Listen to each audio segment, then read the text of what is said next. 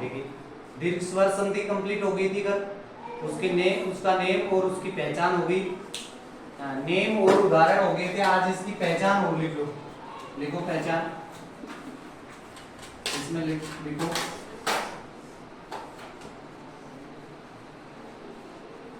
शब्द के बीच में, शब्द के बीच में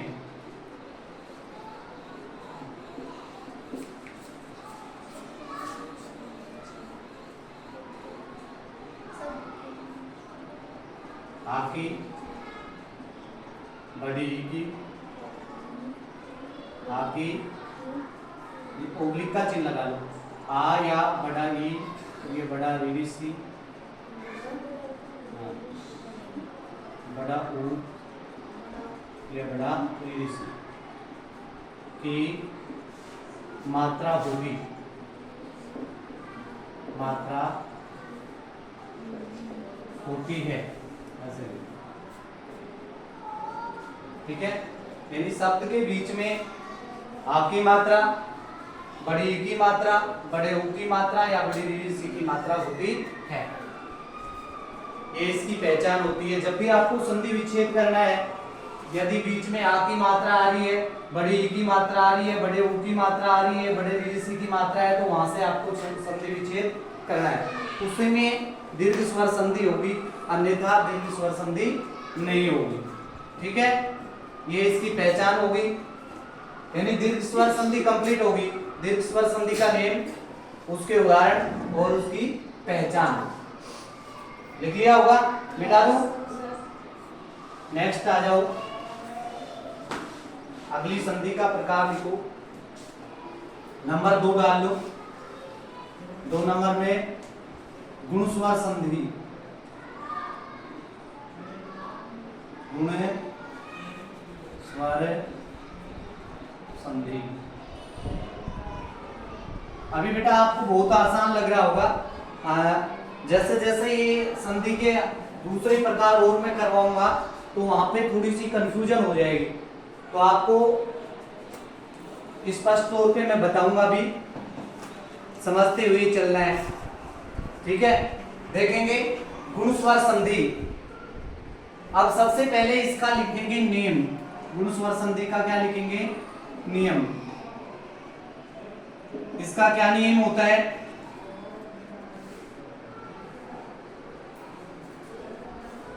यदि पहले पद के अंत में,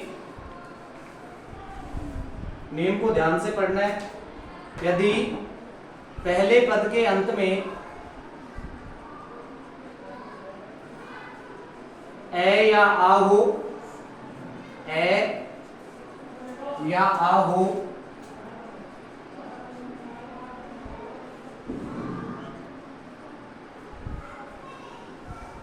और उसका मेल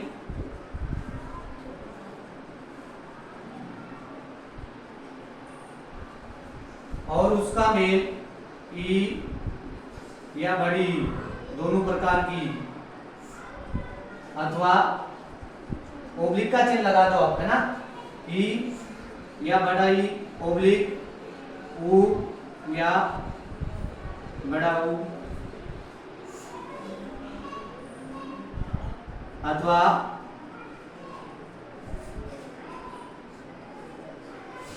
रीरिसी या बड़ा रीरिसी और ले के साथ हो,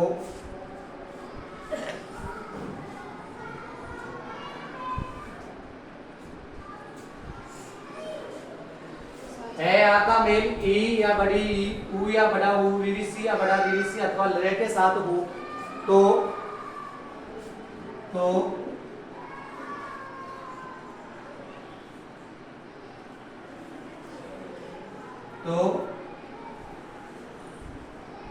ये ओ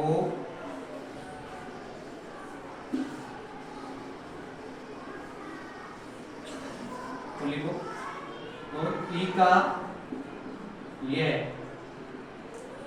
ठीक है, इसमें दोनों ई आ गई बेटा, ई का ये, ऊ का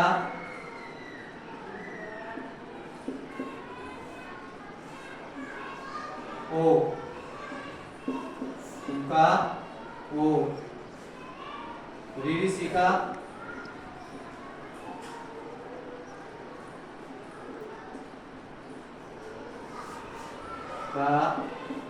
अर तथा लवे का अल बन जाता है, बन जाता है।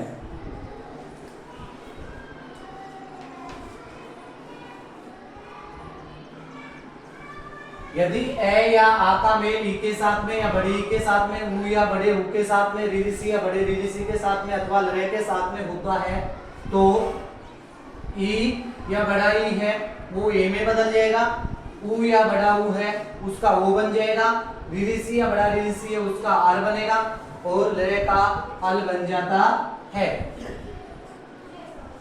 समझ में आ गया? होगा क्या, पहले पद के अंत में क्या आएगा, ए या आ, और दूसरा जो पद है उसके शुरू में क्या आएगा, ए भी आ सकता है, ऊ भी आ सकता है, रीरी सी और ले, इनमें से कोई भी वर्ण आ सकता है।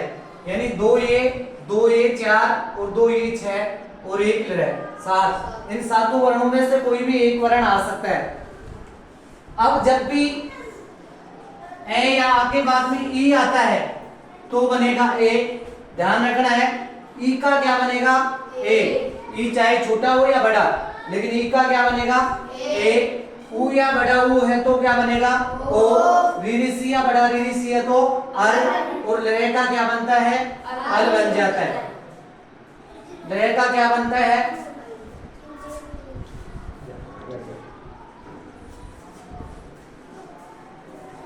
ठीक है, समझ में आ गया? देखो कुछ उदाहरण देखते हैं इसके, अभी और क्लियर हो जाएगा। मिटा दो ये,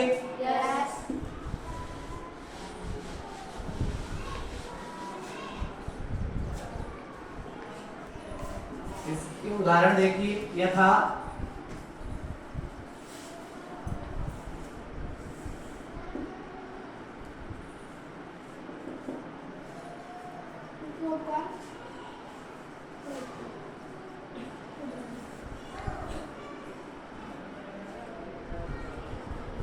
जैसे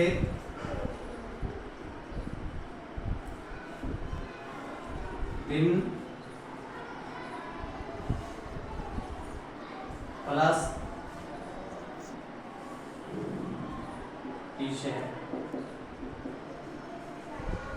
पहले पद के अंत में क्या आ रहा है, ए या आ का मेल ई के साथ में होता है तो ई का क्या बनता है ए, तो यहाँ पे क्या बच गया दी, ने कैसा हो गया आधा, इस ई का क्या बनेगा ए, तो यहाँ पे क्या लगा देंगे ए की मात्रा हलन गए, और आगे क्या बनेगा यहाँ से है ना। जैसे देखो पुष्प प्लस इंद्र है,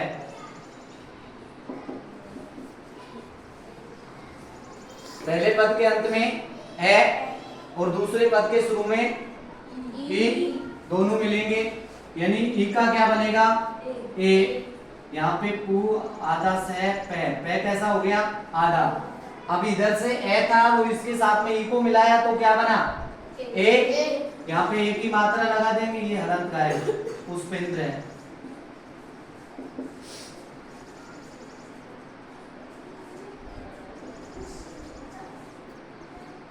रमा प्लस ईश है,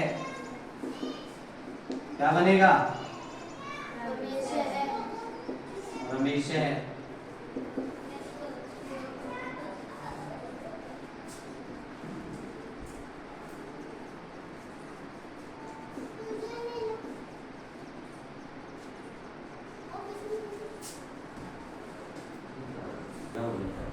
रका प्लस ईश है,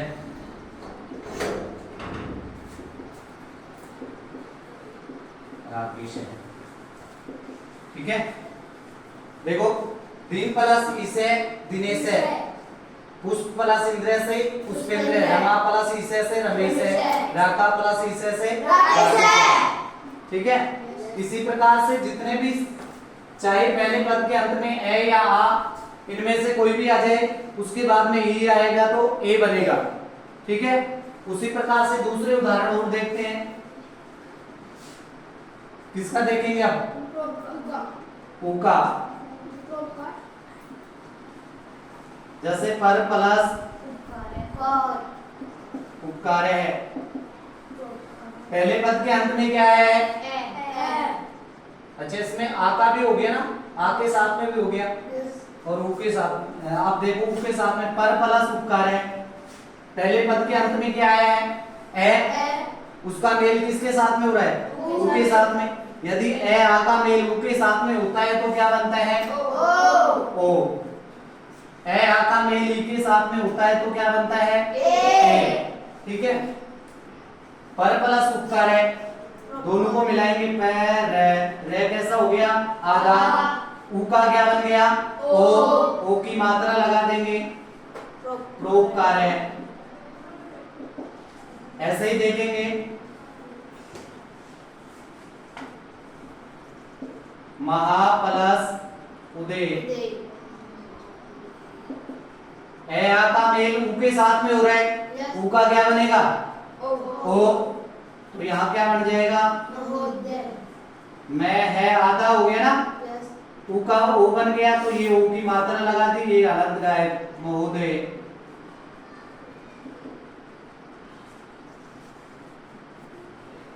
जैसे चंद्र प्लस उदय क्या बनेगा? चंद्रोदय, चंद्रोदय।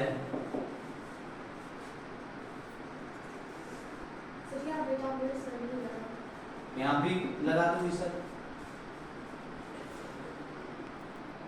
भाग्य प्लस उदय क्या बन जाएगा? भाग्योदय।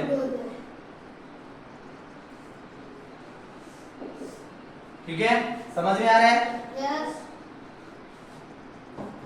ए आ के बाद में वो आता है तो ओ बनता है। इनको मिटा दो इधर से।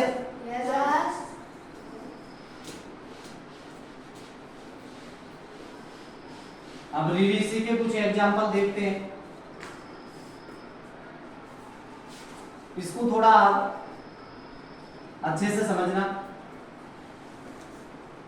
रीडीसी आ जाएगा और उस यानी पहले पद के अंत में ए आ आए और उसके बाद में रीडीसी आता है तो क्या बनता है? आर बनता है। ठीक है, ध्यान रखना है क्या बनेगा? आर। गुण स्वर संधि और यण स्वर संधि में जो रीडीसी के एग्जांपल आते हैं ना वहां पे कंफ्यूजन होता है, इसको अच्छे से समझना है। ठीक है, देखो जैसे सप्त प्लस ऋषि, सप्त प्लस ऋषि, पहले पद के अंत में क्या रहा है? ए, और उसका मेल किसके साथ में हो रहा है? ऋषि के साथ में। जब भी आगे ऋषि आएगा ए आके बाद में तो ऋषि का क्या बनता है?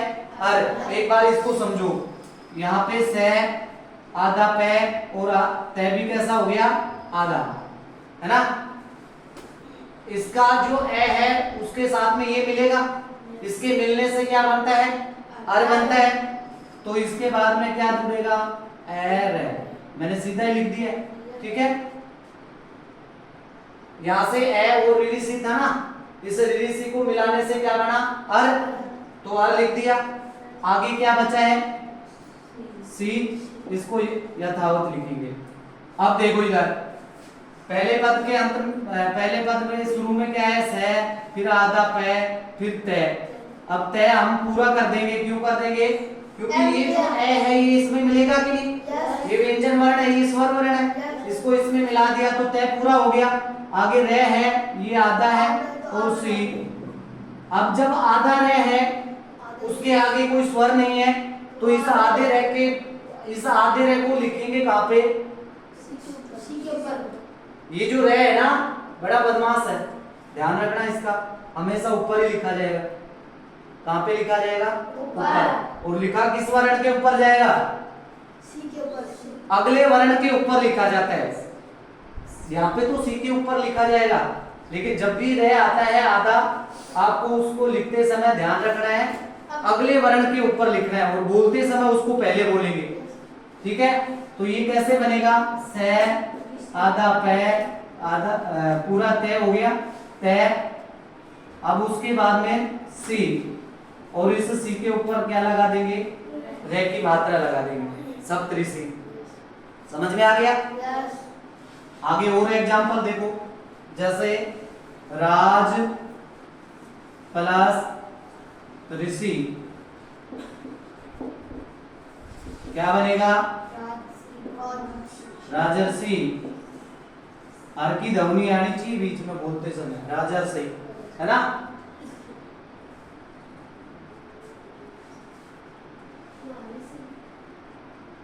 हाँ, जैसे महा, महा मीन्स होता है बड़ा या महान, है ना? महा प्लस ऋषि क्या बनेगा? क्या बनेगा? क्या बनेगा?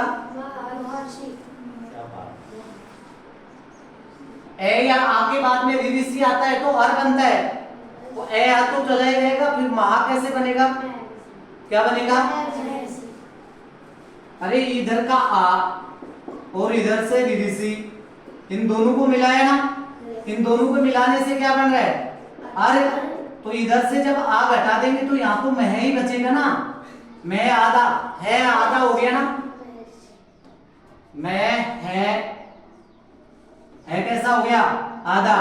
और इधर से आ और ऋषि इन दोनों को मिलाए तो अर बना, इस अर को लिख देंगे अर और सी, ये बनेगा ऐसे।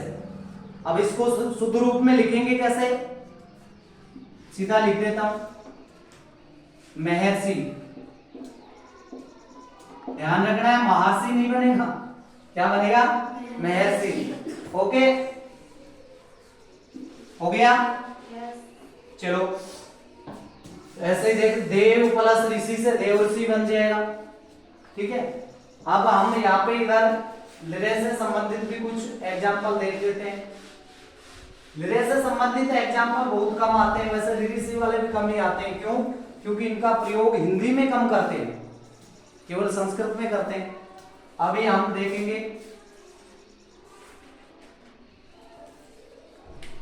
ए आ के बाद में लिरे आता है तो क्या बनता है?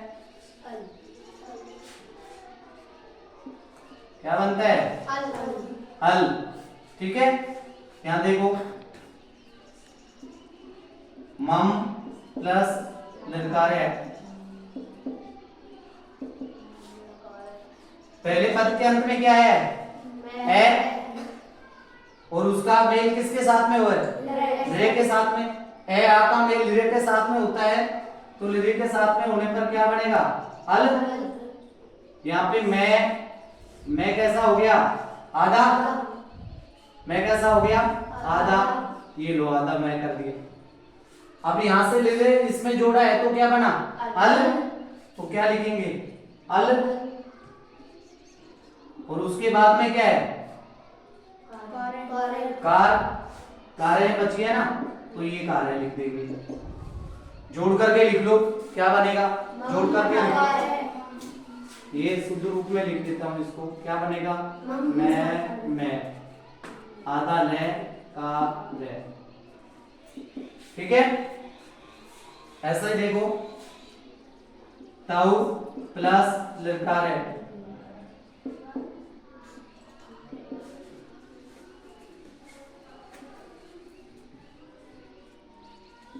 कार्य।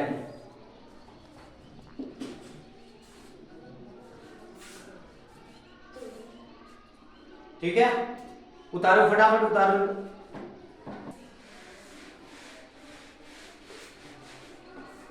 लिखो इसकी पहचान।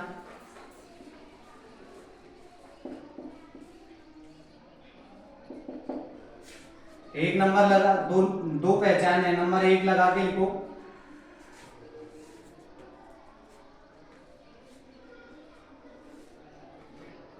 शब्द के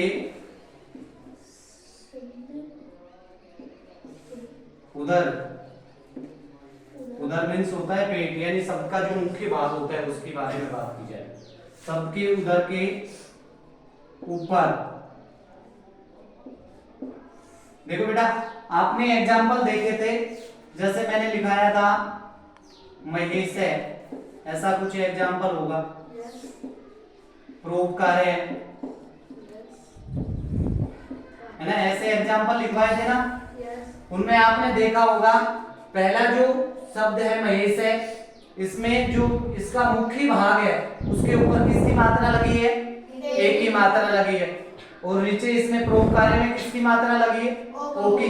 तो यही इसकी पहचान होगी, यानी शब्द के उदर के ऊपर एक की मात्रा होगी। एक की मात्रा ऐसे होती है सिंगल वाली, ठीक है। एक की मात्रा, एक ही मात्रा, अथवा या तो एक ही मात्रा होगी या फिर शब्द के उदर के ऊपर ही किसकी मात्रा होगी? अथवा ओ की मात्रा होगी। ओ की मात्रा ऐसे होती है, ओ की एक ही मात्रा अथवा ओ की मात्रा होगी। ये इसकी पहली पहचान होगी। दूसरी पहचान, शब्द के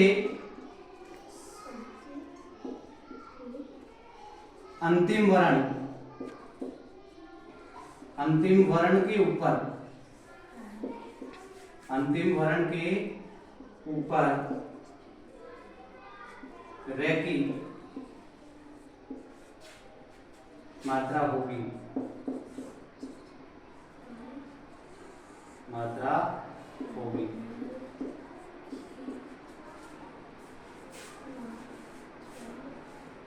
जैसे हमने देखा था देवर्षि, देव प्लस देवर्षि बना था ना, ऐसे जैसे राजऋषि है, इनमें शब्द का जो अंतिम वर्ण है ना उसके ऊपर रे की मात्रा है। ध्यान रहे शब्द के बीच में, शब्द के बीच में रे की मात्रा आ जाती है, वहां पे गुण स्वर संधि नहीं होगी, वहां पे ऋतु विसर्ग संधि होती है, जो विसर्ग संधि के अंदर हम पढ़ेंगे। यदि शब्द के बीच में रे की मात्रा आ जाती है बीच में, तो वहां पे गुण स्वर संधि नहीं होगी।